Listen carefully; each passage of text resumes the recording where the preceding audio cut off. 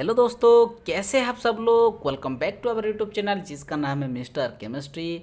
आज हम class 11th की केमिकल इक्वेशन के बारे में बात करेंगे। तो चलिए शुरू करते हैं।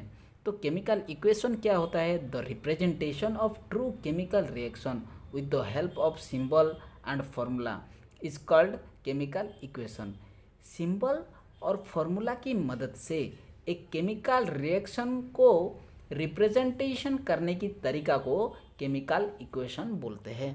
ठीक है, सिंबल और फॉर्मूला की मदद से एक केमिकल रिएक्शन को लिखने की तरीका, हम कैसे उसको लिख सकते हैं, उसे बोलते हैं केमिकल इक्वेशन। तो चलिए इसको हम एक एग्जाम्पल की मदद से समझ लेते हैं। तो देखिए, सल्फर का सिंबल है एस, ऑक्सीजन का सिंबल है O2। जब इन दोनों आपस में रिएक्शन कर लेते हैं तब सल्फर डाइऑक्साइड प्रोड्यूस कर लेते हैं। ठीक है, सल्फर डाइऑक्साइड का फॉर्मूला है SO2।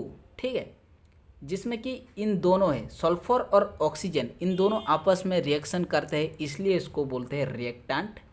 ठीक है, अब जो प्रोडक्ट निकला है उसे बोलते हैं प्रोडक्ट। इस साइड में जो सल्फर डाइऑक्साइड निकला है उसे बोलते हैं प्रोडक्ट। ठीक है, तो ये है एक केमिकल इक्वेशन। ठीक है, तो देखिए केमिकल इक्वेशन की क्या ज़रूरत हो गई। देखिए, जितने भी रिएक्शन होते हैं उसे हम सेंटेंस में नहीं लिख सकते हैं मगर लिखना बहुत टाइम कंज्यूम कर लेता है। इसलिए साइंटिस्ट ने सोचा हम इसको इक्वेशन में लिखकर इसको हम इजीली याद रख सकते हैं और स्टोर भी कर सकते हैं। ठीक है, तो इसलिए वे इस तरीके को अपनाया। ठीक है, अब टाइप ऑफ केमिकल इक्वेशन।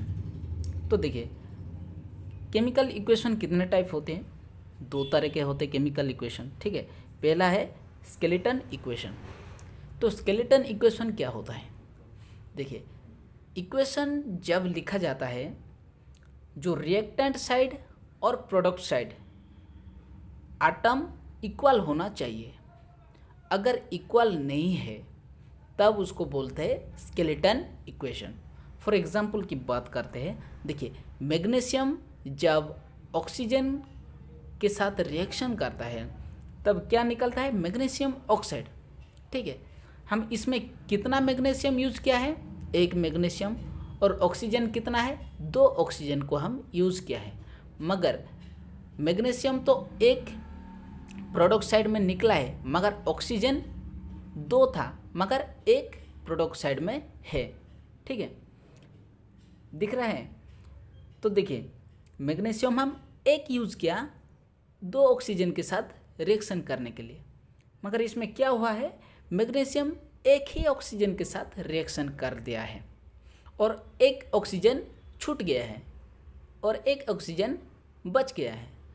तो देखिए, दो साइड में एटॉमिक नंबर जो होता है वो इक्वल नहीं है। ठीक है, इसमें एटम होता है 3 मगर इसमें है 2, इसलिए इसको स्केलेटल इक्वेशन बोलते हैं।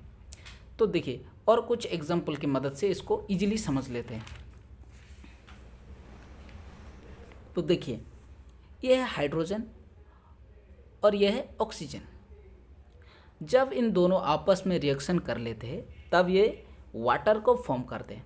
ठीक है, तो देखिए, मैं हाइड्रोजन 2 यूज़ किया हूँ और ऑक्सीजन को भी 2 यूज़ किया हूँ, मगर प्रोडक्ट साइड में दिखने से क्या होता है? हाइड्रोजन तो 2 है ही मगर ऑक्सीजन 1 है और एक ऑक्सीजन छूट गया है। ठीक है, तो इन दोनों साइड में एटम का जो नंबर है वो इक्वल नहीं है, इसलिए इसको स्केलेटल इक्वेशन बोलते हैं। अब बात करते हैं बैलेंस इक्वेशन। ठीक है, इन इक्वेशन को कैसे बैलेंस किया जा सकता है?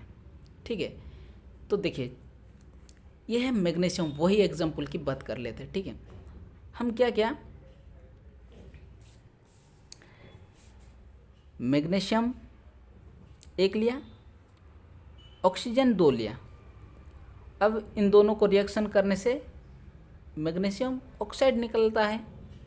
तो देखिए, यह है तो स्केलेटन इक्वेशन। अब इसको बैलेंस करना है। कैसे बैलेंस करना है? देखिए, मैग्नीशियम 1 है, ऑक्सीजन 2 है।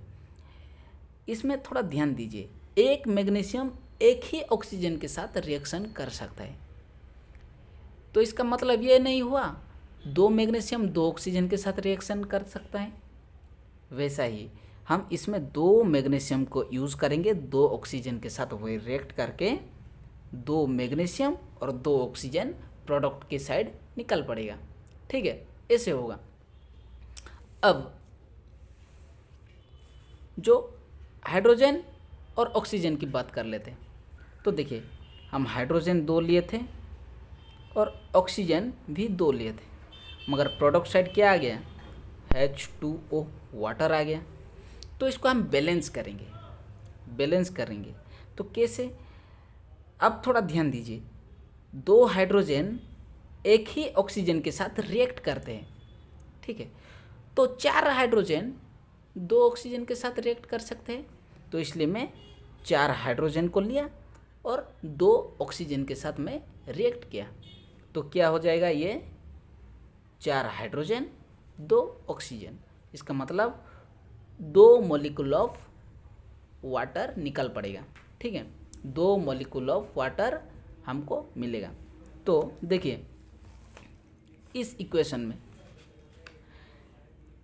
इसको बैलेंस इक्वेशन क्यों कहा जाता है, देखिए जितने रिएक्टेंट साइड में जितना आटम है, प्रोडक्ट साइड में भी उतना ही आटम प्रेजेंट है। देखिए मैग्नीशियम में 2 यूज़ किया तो मैग्नीशियम 2 है, ऑक्सीजन भी में 2 यूज़ किया तो इस साइड भी ऑक्सीजन 2 है।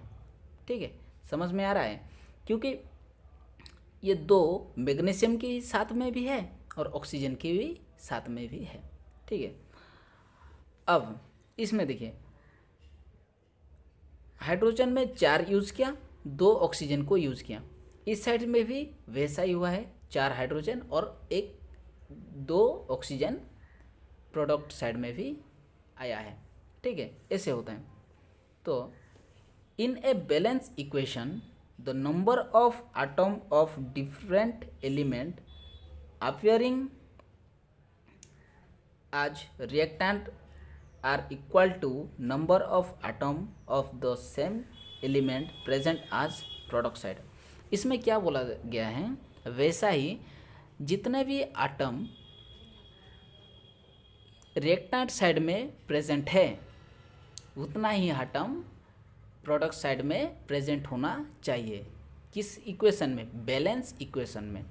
एक बैलेंस इक्वेशन किसको कहा जाता है, जबकि रिएक्टेंट साइड में जितना आटम होता है उतना ही आटम प्रोडक्ट साइड में प्रेजेंट होना चाहिए, उसे बोलते हैं बैलेंस इक्वेशन। अब बात कर लेते हैं मेथड ऑफ बैलेंस इक्वेशन। ठीक है, तो देखिए सारे इक्वेशन बैलेंस नहीं हो सकते हैं, तो कुछ स्केलेटल इक्वेशन होते हैं, उसको हम कैसे बैलेंस करेंगे, 2 साइड में कैसे प्रोडक्ट एंड रिएक्टेंट साइड में एटॉमिक नंबर कैसे हम इक्वल करेंगे, उसको इक्वल करने के लिए 5 मेथड है। ठीक है, पहला मेथड है हीट एंड ट्रायल मेथड, दूसरा है पार्शियल इक्वेशन मेथड और algebraic method, oxidation number method और एक आयन इलेक्ट्रॉन मेथड। ठीक है, तो हम क्या करेंगे, एक वीडियो में एक मेथड के बारे में बात करेंगे और इसको समझेंगे कैसे एक स्केलेटल इक्वेशन को हम बैलेंस कर सकते हैं। ठीक है, तो चलिए आज के लिए बस इतना ही, मिलते हैं अगले वीडियो पर, तब तक हमको याद रखना, जय हिंद।